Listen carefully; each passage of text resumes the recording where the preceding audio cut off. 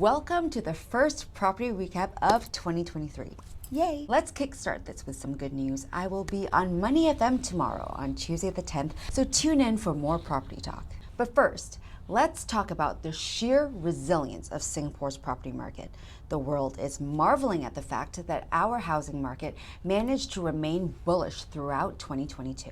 Basically, property is crashing in many major cities except here. While places like Hong Kong and Sydney saw notable decreases in their private home prices last year, our private home prices are up 14% year on year. But analyzing our internal numbers, we ended the year with a slower rise in prices, but rises nonetheless. Q4 flash estimates are showing a 0.2% increase for both private and HDB resale prices. And if you watched our trivia video, you would know how many $1 million flats switched hands in 2022. It's a new record number, 370 flats. That's 30 flats a month, which basically means that an HDB flat sold for at least $1 million every day last year. What? Don't forget to tune in to Money FM tomorrow at 2:15 p.m. for more on this.